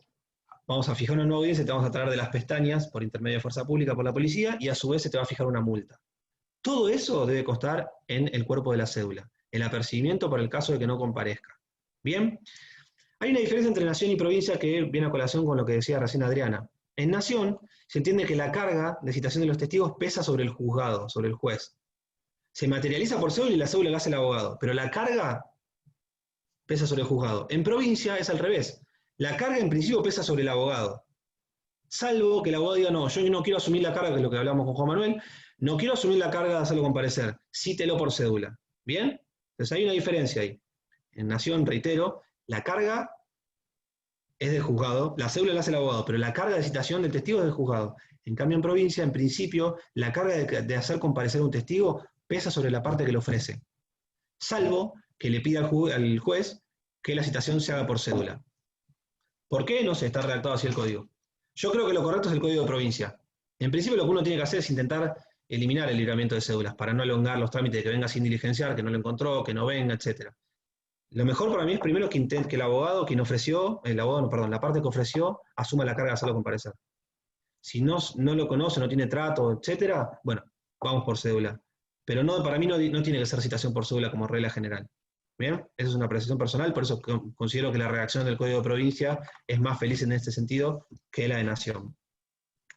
¿Qué pasa si el testigo vive lejos? Bueno, acá hay que distinguir. Si vive a menos de 70 kilómetros, si por ejemplo viviera en Coronel Vidal, que está a 50, está obligado a comparecer a la sede del juzgado a declarar. Ahora, si viviera a más de 70 kilómetros, no tiene obligación, puede hacerlo si quiere, pero no tiene obligación de comparecer. En ese caso, podrá declarar ante el juez de su domicilio. ¿Cómo es esto? Esto es lo que se llama testigos domiciliados fuera del radio del juzgado. ¿Qué es lo que se hace? Cuando yo ofrezco un testigo que está domiciliado a más de 70 kilómetros, en el ofrecimiento de la prueba, esto presten atención, cuando ofrezco la prueba testimonial, también tengo que adjuntar el interrogatorio. Sea en la demanda si el que lo ofrece es el actor, o sea en la contestación si el que lo ofrece es el demandado, o bueno, en el ordinario, ya dijimos dentro de los primeros 10 días, bla, bla, bla. Ahí, además de ofrecer el testigo que vive en Capital Federal, debemos transcribir el interrogatorio. ¿Qué se hace con el interrogatorio? Una vez que se sustancia el traslado de demanda o que se tiene por contestada la demanda si es un sumario o un sumarísimo, la otra parte cuenta con 5 días de notificado por nota para hacer preguntas también. Bien, y el juez a su vez puede incorporar de oficio. Una vez que se ordene la producción de esta testimonial fuera del radio del juzgado, se va a liberar un oficio al juez en turno, si es un caso de un accidente de tránsito, al juez civil en turno de Ciudad Autónoma de Buenos Aires, que es el juez competente. Y en ese cuerpo de oficio se transcriben todas las preguntas del actor contenidas en la demanda o del demandado si es que quiso también preguntar en la contestación. ¿Qué pasa si yo ofrezco el testigo domiciliado fuera del radio del juzgado y no acompaño el interrogatorio? ¿Qué pasa? ¿Alguno lo sabe? Se puede tener por desistido. Se tiene por desistido. Supuesto de caducidad. Primer supuesto que vamos a ver hoy de caducidad, después lo voy a repetir. Caducidad objetiva. Si al momento de ofrecer un testigo domiciliado fuera del radio del juzgado, salvo que yo diga que lo voy a traer, pero si no digo nada, o sea, se entiende que va a declarar por oficio ante el juez de su domicilio en Capital Federal, estoy obligado a transcribir el interrogatorio. Si no lo hiciere, se tiene por desistida la prueba. Caducidad objetiva. ¿Cómo se trata esta cuestión en época de pandemia? No se están haciendo. En época de pandemia no se están celebrando las vistas de causa o las testimoniales, no se están haciendo ahora. Algunos juzgados están empezando a hacerlo vía Microsoft Teams, la mayoría no se están celebrando. Porque de hecho una de las resoluciones de Suprema Corte de Provincia de Buenos Aires, primero suspendió todo tipo de audiencias, después permitió la celebración de audiencias preliminares y otras de familia vía Microsoft Teams, pero la confesión y las testimoniales no. Algunos juzgados, Mar del Plata, ¿qué pasó?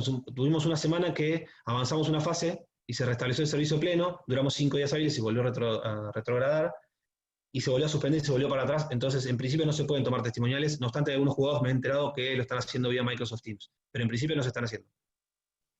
Eso sería porque se puede ayudar al testigo si se hace la vista de causa, por vía, por ese programa, como que lo podrían hacer.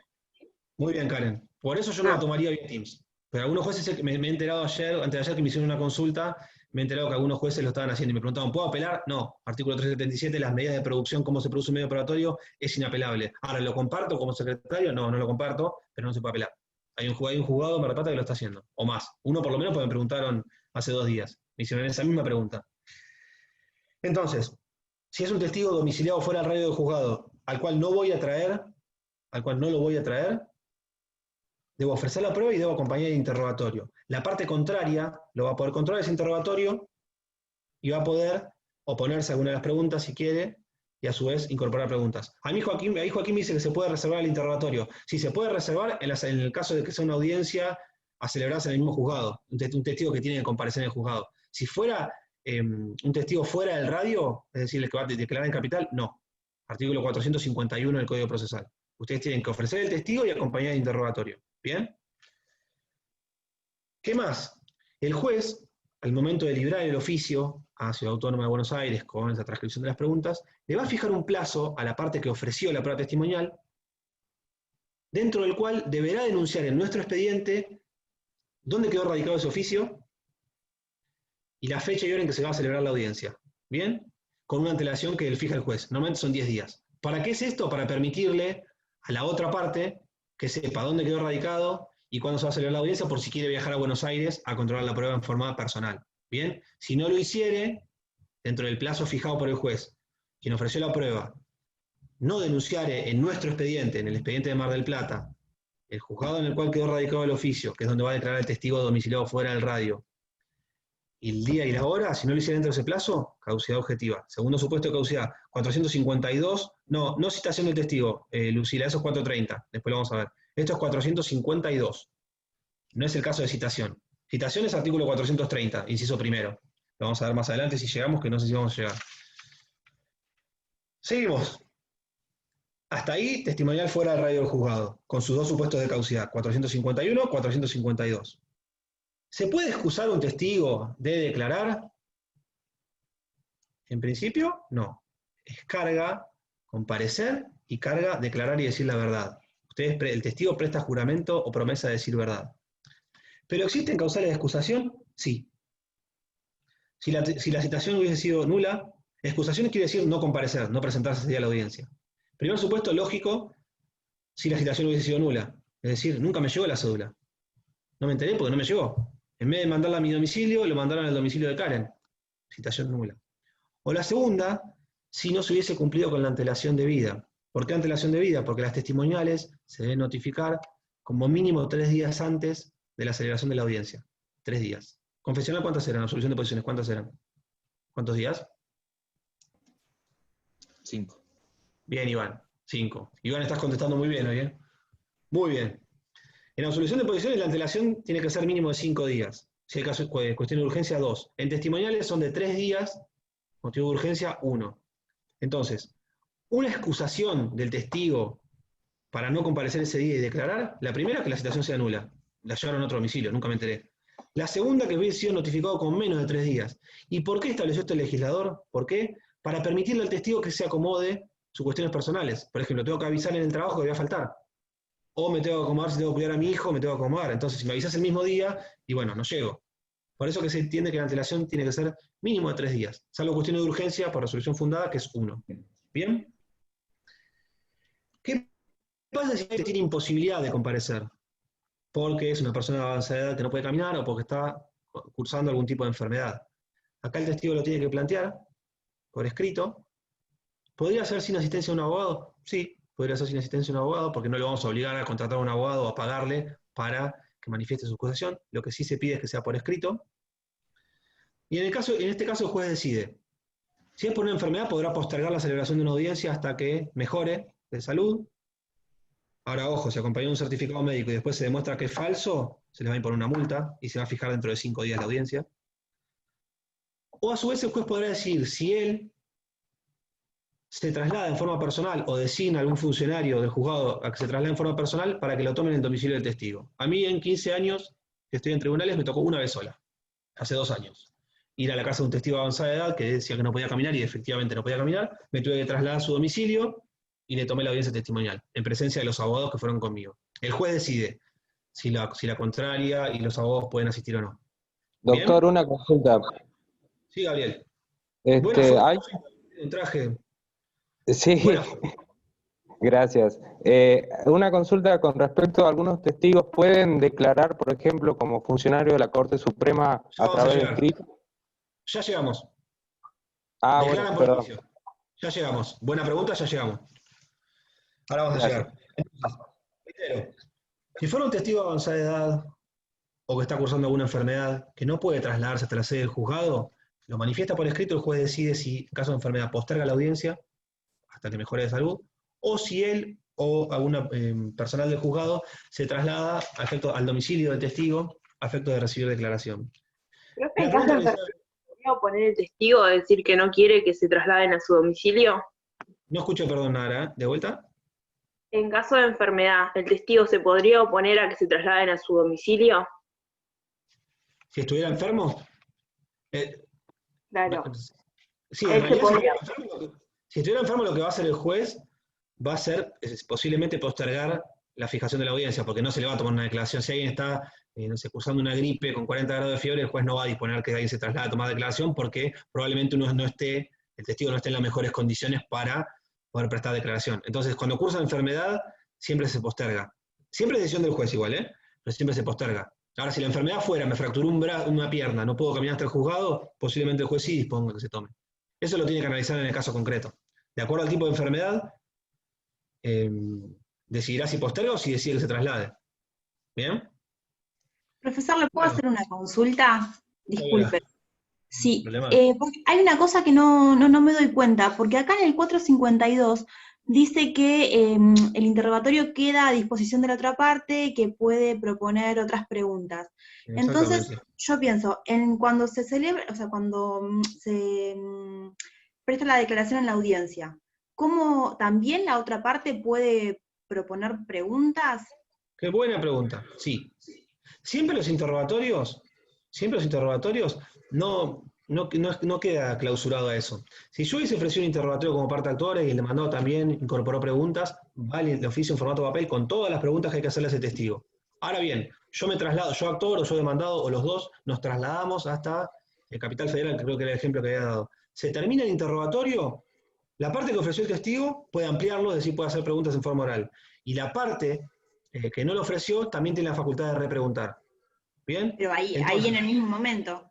exactamente, en el mismo momento. Y O acá sea, yo que si después- no va, se la pierde. Exacto. Por eso es que uno de los supuestos de caducidad es que quien ofreció la prueba denuncie dentro del plazo que le dijo el juez cuándo se va a celebrar y a qué hora. ¿Para qué? Para que la parte contraria pueda Tenga la organizar su- posibilidad. y viajar Claro. si quiere y tenga la posibilidad de controlar la prueba y repreguntar. ¿Y por qué le digo controlar la prueba? Porque si fuera un abogado pícaro, podría, yo ofrezco el testigo y hago 3 preguntas. Y después todas las malas hago en forma verbal. Entonces vos demandado no te enteraste. Claro. ¿Entiendes? Sí. Es obligatorio traje el interrogatorio, pero después digo, en el momento de la audiencia me surgieron 10 preguntas más y las hago todas ahí en forma verbal. Si la parte contraria no se noticiaba de qué juzgado quedó radicado el oficio, ni a qué día y qué hora era la audiencia con un plazo determinado, no va a poder controlar la prueba, no va a poder repreguntar. Entonces, para garantizar la defensa. ¿Bien? Excepciones a la... Uy, ¿Karen?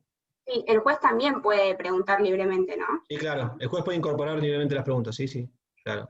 Siempre. ¿Puede ser testigo alguien privado de su libertad? Ay, ¿sabes que no me acuerdo? Nunca me tocó. Ahora me hiciste dudar, mirá, Nicolás. Me hace dudar. No me acuerdo si los privados de su libertad podían declarar. Los fallidos no, los privados de libertad creo que tampoco. Podrían ser citados como testigos. No me acuerdo. Le voy a preguntar para la próxima clase. La verdad que no me acuerdo si alguien privado de su libertad, no sé si puede ser citado a prestar declaración testimonial. Los fallidos no. No me acuerdo esto. Para la clase que viene lo voy a leer. Excepciones a la obligación de comparecer. En los casos. Condenado por falso testimonio. En realidad la pena de falso testimonio es de 15 días a un mes. Así que esa condena queda... Cosas así, no, yo no veo por qué no podría declarar a alguien que fue condenado previamente por falso testimonio en otro juicio, no veo por qué no. Eso no. No. Porque aparte nosotros no tenemos registro de antecedentes penales. Es más, podemos tomarle declaración a alguien que haya sido condenado en otro proceso y no nos enteramos. Entonces eso es imposible de controlarlo para un juez que produce esa prueba testimonial. Seguimos. Gabriel preguntaba recién si hay personas que estén exceptuadas de comparecer, de presentarse en el juzgado. Además de los que decíamos recién, de los domiciliados a más de 70 kilómetros, la Corte es la que reglamenta quiénes no están obligados a comparecer en forma física, en forma presencial. Sí están obligados a declarar, pero no están obligados a comparecer, a hacerlo en forma presencial. ¿Quiénes son? Ejemplo, presidente, vicepresidente, ministro, un rector, un decano de universidad, gobernador, son un montón, están reglamentados por Corte. Bien, esas personas están exceptuadas de comparecer en forma personal al juzgado a prestar declaración testimonial. Bien, ¿están exceptuados de declarar? No, están exceptuados de comparecer.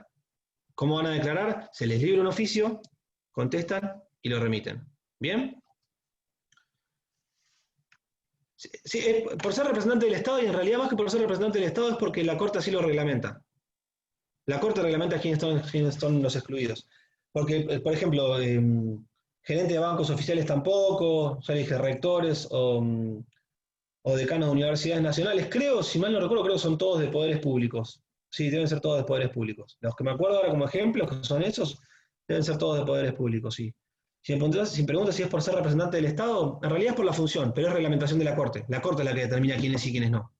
Entre ellos, presidente, vicepresidente, gobernador, ministro, etc. Esta excepción, esta fue una pregunta que puse en un resumen que hice el cuatrimestre pasado y que una vez la pregunté también. Esta excepción de comparecer y de declarar en forma verbal, ¿rige también para el caso de la absolución de posiciones? El presidente, por ejemplo, ¿absuelve posiciones por oficio? No. La diferencia es que no tiene obligación de comparecer, pero se apersona a alguien del juzgado y le toma la audiencia. ¿Bien? La excepción de comparecer, exceptuado de comparecer, y poder declarar por oficio es si son citados como testigos. La excepción de absolver posiciones, si fuera el presidente, no, va a absolver posiciones, pero el tema es que lo que va a hacer es trasladarse a algún funcionario a la oficina respectiva y tomarle declaración, o el juez, y tomarle declaración. Es una cuestión espacial, entonces, de geografía, de no distraerlo de la función, no de aceptarlo de la cara pública. Creo que debe ser por más que lo que dijiste recién, que es por no distraerlo de la función. Por el cargo que ocupan, no moverlo de su oficina para que tenga que comparecer a un juzgado a declarar. La realidad es que también en la práctica pocas veces se ve que necesita un presidente o un vicepresidente a declarar. El intendente tampoco.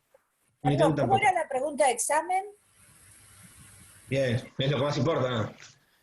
¿Está exceptuado? Sí. ¿Está exceptuado de absolver posiciones en forma oral el presidente, por ejemplo? No. Si hubiese sido citado como testigo, sí, declara por oficio. Si hubiese citado absolver posiciones, está exceptuado de comparecer, eso sí, no tiene que venir al juzgado. Pero va a declarar en forma verbal frente a un representante del juzgado que se traslade ahí. El juez se va a trasladar hasta la oficina del presidente en Casa Rosada y le tomará la declaración, la absolución de posiciones. ¿Bien? Bien. En esos casos, ¿cómo hace para grabar la... No, ¿Cómo hace para grabar la declaración ahí? En este caso, la marca oficial 2020, no sé. Igual como son casi todos son entidades del Estado, quizás se traslada un equipo de videograbación. En su momento a veces se trasladaban con cámaras, no sé porque no vi ninguna, pero en Azul, cuando yo trabajaba en Azul, celebramos algunas audiencias en forma remota poniendo cámara en un juzgado, por ejemplo. Así que calculo se llevará un equipo de videograbación o se tomará en forma presencial, pero se le hará acta escrita, que es como era antes. No sé, Ana y yo somos de azul, ¿eh? ¿Cómo?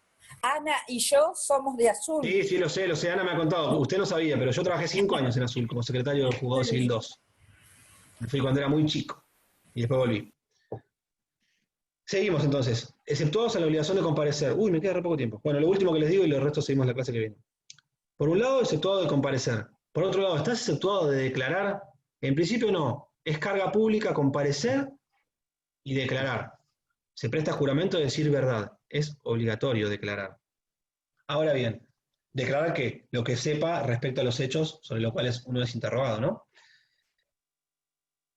¿Y qué es lo que se le hace? Cuando se le toma juramento, promesa de decir verdad, que lo vamos a ver de vuelta el lunes porque hoy no voy a llegar, lo que se le lee es el artículo 243 del Código Penal, que es el que prevé la pena, lo que me decía ayer Juan Manuel, del falso testimonio. Si usted negare o callare la verdad, se le podrá aplicar pena de prisión que va de los 15 días a un mes. Bien, entonces está obligado, es una carga a comparecer y es una carga a declarar. Ahora bien, yo puedo rehusarme, a pesar de que me hayan leído el artículo 243 del Código Penal, ¿me puedo rehusar a declarar? Yo les di una pista hoy temprano, sí, que les dije que sí. A ver, Iván. Sí, en proceso, cuando es proceso militar o un cura, por ejemplo, también se puede negar a declarar. Cuando signifique que me puedo autoincriminar. ¿Secreto profesional puede ser también? Que comprometa el honor. Bien, se los compagino, los tres contestaron bien. A ver, primera excepción, me puedo negar a declarar si a mí contestar esa pregunta, digamos, no puedo negarme a declarar en forma macro, es decir, no voy a declarar nada. Lo que puedo hacer es ir rehusándome ante cada pregunta. Primer supuesto, que la contestación implique que yo me esté autoincriminando o que afecte mi buen nombre o honor. Si yo declarara sobre esa pregunta, podría estar reconociendo la comisión de un ilícito, por ejemplo. En ese caso, yo me podría rehusar a contestar. Bien, le digo, doctor, le digo, señor juez, me rehúso a contestar esta pregunta porque ello podría conllevar a que me autoincrimine. Primer supuesto. Segundo supuesto, que es el que decían entre Fabiola, creo, e Iván. Si mi declaración importara la violación de un secreto profesional o un secreto militar, en ese caso, o artístico, creo que también es el código, o científico, si fuera algo de identidad reservada. En ese caso también me puedo negar, o un cura, también. Si la declaración importara violar el secreto de confesión, que es cuando uno confiesa delante de un cura, también se puede rehusar. O si era violar un secreto de profesional, si yo soy un testigo técnico, por ejemplo un psicólogo, y la pregunta que me hacen implica violar lo que me dijo una de las partes en el marco de una sesión, me puedo rehusar a contestar esa pregunta. Entonces, uno no se puede rehusar a declarar en forma global, es decir, no voy a contestar el interrogatorio. Lo que sí se puede rehusar es a contestar preguntas determinadas. ¿Por qué me podría rehusar a contestar? Porque eso implica autoincriminación, o atentar contra mi buen nombre o honor, o porque ello podría implicar la violación de un secreto profesional, militar, eclesiástico, etc. Profe, consulta porque me pareció que hay algo que me quedó dudas. ¿No se le lee el 275, que es el falso testimonio, y no el 243, que es el que si no compareciere? Pregunta. Sí, no, miento, tenés razón. Mira, se leen tres en realidad. Es el 438 del Código Procesal Civil, el 243 del Código Penal, que es el que prevé la pena de incomparecencia, y el 275, que es el que prevé el falso testimonio. Claro, porque el que no compareciere, este es el que dijera falsedad, una pena de 1 o 4 años. Cuando dijiste meses, dije, no me da la pena. ¿Viste? No, es muy acertada la acotación. Se leen tres artículos: 438 del Código Procesal Civil y Comercial, 243 del Código Penal, que es el que prevé la prisión para el caso de que no compareciera, sin causa justa, etcétera, y 275, que es el que prevé las penas de falso testimonio. Buena acotación, me confundí el número. Son esos tres artículos. Pero me quedó, viste, la duda, cuando dijiste la pena tan chica, digo, no me suena. Excelente acotación. Lo primero que se hace es, se le toma juramento, promesa de decir verdad, y se le leen esos artículos. Acto seguido, se lee lo que se llama interrogatorio preliminar o general en la ley, que ya lo vamos a ver la clase que viene porque ya me fui. A ver qué me queda. Sí, me queda un poquito de prueba testimonial. Hasta acá entonces, llegamos hasta excepción de declarar. Recuerden, no se puede rehusar a declarar en forma global. No puede decir, no, yo no quiero declarar. No, es una carga pública. Lo que sí puede hacer es rehusarse a declarar de acuerdo respecto a preguntas concretas. Porque implicar autoincriminación, porque implicar violar un secreto profesional, etc. ¿Bien? Morelo dice que estas causales son taxativas. ¿Qué quiero decir con taxativas? Él dice que, que si por ejemplo yo dijera, no, me rehúso a contestar esta pregunta, porque si la contestara estaría afectando el buen nombre de Ana. No importa, tendrías que declarar igual. ¿Por qué? Porque eso no está previsto como causal para rehusarse a declarar. Moreno entendía que eran taxativas. ¿Bien? No obstante ello, si yo fuera testigo, lo plantearía y que el juez decida en el marco de una audiencia. La prueba testimonial sí puede ser anticipada. Sí, Lucila. De hecho, cuando les preguntan prueba anticipada, el ejemplo clásico es declaración de un testigo de avanzada edad. Que uno piense que está a punto de ir al cielo o para abajo, porque tiene 99 años, entonces pide la prueba anticipada. Es el ejemplo número 1 que dicen cuando preguntamos eso. Testigo de avanzada edad. Si lo dijo mi pariente, si lo dijo mi pariente, debe tener razón. No escuché. No si, escuché, lo dijo mi pariente, si lo dijo mi pariente, debe tener razón. Exactamente, Augusto. Qué bueno ese pariente de Augusto Morelo. Bien, entonces sí, puede ser ofrecida como prueba anticipada. Recuerden que la única limitación en torno... Sí, ahí voy. En el grupo, Patricio, en el grupo puse la foto de todo lo que vos vas a mandar por WhatsApp de la testimonial del cuatrimestre pasado. ¿Qué foto? Si no lo llegas a encontrar, ya se lo mandé a los chicos. Ah, fantástico. Igual le voy a subir al Classroom mañana porque hoy es medio tarde. Mañana le voy a Si subir te al acordás, Classroom. lo subís, pero ya se los mandé. Fantástico, Ana, mil gracias. Pero con profe, foto, de otra forma no sé. Que sea el Classroom actual de este cuatrimestre. Por favor. ¿Hubo errores? Yo todavía no entré, no hice nada en el Classroom actual todavía. ¿Qué hubo? ¿Se confundieron? No sabía, me estoy enterando ahora. No, solo... No vamos a decir el doctor Turina lo mandó a otro. Ah, pero después lo corrigió, ¿o no? ¿Hay algo de él? Sí, bueno. sí, después se bueno, no solucionó. sabía. No, ¿sabe cuál es el problema? Que en el Classroom, si ustedes tienen, no se borran las anteriores, y creo que la anterior no la habían eliminado. Entonces tenemos derecho procesal. Yo, por ejemplo, tengo las comisiones de la mañana y la de la noche. Porque utilizaron material mío, el de la mañana, en el cuatrimestre pasado, y me incorporaron también ahí. Entonces, cada vez que entro, tengo que entrar uno por uno a ver cuál es el que refiere a la materia que estoy dando. No se preocupen que no me voy a olvidar, voy a prestar atención. Voy a buscar los nombres de todos ustedes, así no me confundo. Lo último que les digo, y ya cortamos porque son menos 10, es que volviendo a la pregunta que me han dicho de Lucila, de testimonial como anticipada, sí se puede ofrecer. Recuerden que en materia de prueba anticipada, la única que tiene algún tipo de particularidad es lo que les decía ayer de la resolución de posiciones, que no se puede ofrecer como prueba anticipada, no se puede ofrecer hasta tanto no se haya trabado la litis, hasta tanto no se haya notificado el traslado de demanda. Las demás sí se pueden. Pericial, testimonial, se cortó todo. ¿Sí? Sí. Sí, se cayó como que se reinició la reunión. Sí, es verdad, veo que tiene 64. Yo no me caí, pero veo que se me empezaron a mover todas las camaritas. Bueno, se cortó. Estaba hablando de Classroom, dice Pedro.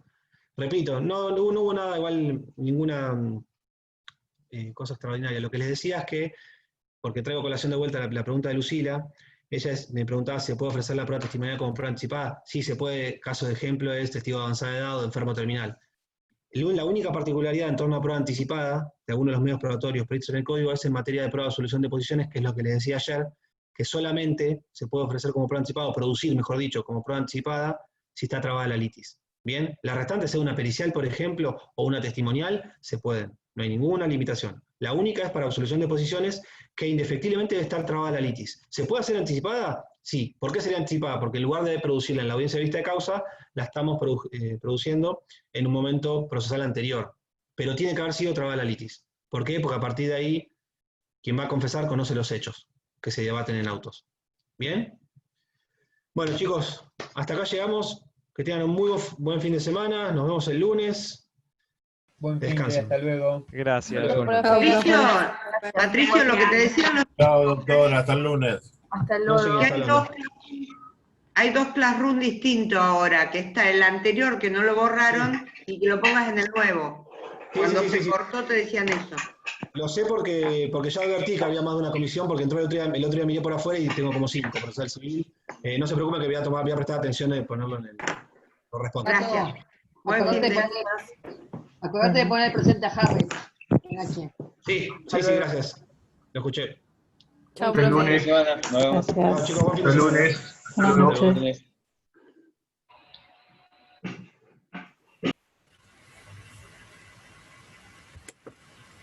Chao.